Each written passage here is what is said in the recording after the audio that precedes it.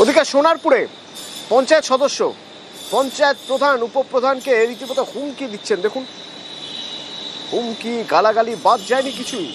এত নির্লজ্জ, এত নোংরা মহিলা আমাদের পঞ্চায়েত প্রধান দরকার নেই।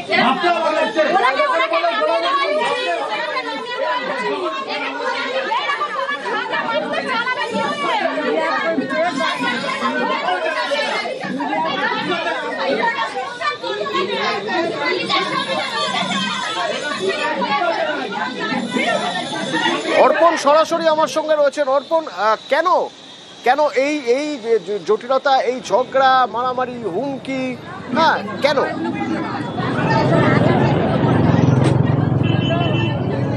দেখো, কালিকাপুর গ্রাম পঞ্চায়েত 1 নম্বর যে গ্রাম পঞ্চায়েত রয়েছে সেখানে স্বনির্ভর গোষ্ঠীর যে রাশ সেটা কার হাতে থাকবে, মূলত এইটা নিয়েই তাদের মধ্যে বিবাদ।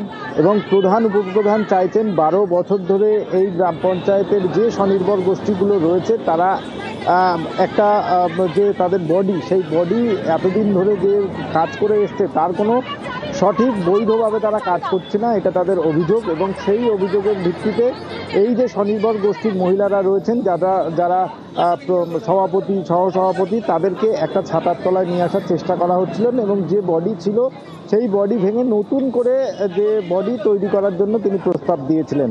এবং পঞ্চায়েতে যখন এই নিয়ে আলোচনা চলছিল, যারা স্বনির্ভর গোষ্ঠীর যারা সভাপতি সহসভাপতি রয়েছে তাদের নিয়ে মিটিং চলছিল, অভিযোগ করা হচ্ছে এই পঞ্চায়েতেরই যিনি সদস্য রয়েছেন রাহুল এবং তার সঙ্গে শাহানাজ, তারা 50 জনেরও বেশি দলবল নিয়ে সেখানে যান।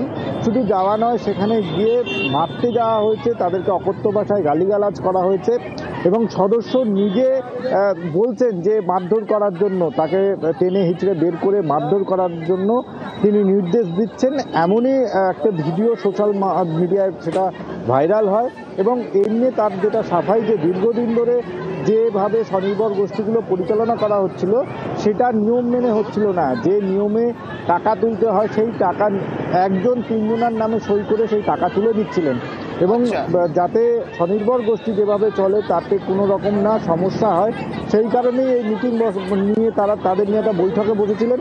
এবং সেই বৈঠকে যিনি গতবারের বডির যারা রয়েছেন তারা এবং সদস্য তাদের সঙ্গে এসে তাদের উপরে হামলা চালিয়েছে। যথেষ্টই চাঞ্চল্যকর ঘটনা। এই ঘটনার পর থেকেই যে স্বনির্ভর গোষ্ঠীর যারা মহিলা রয়েছেন তারা যথেষ্টই ভীত, কাদের কাছে তারা তাদের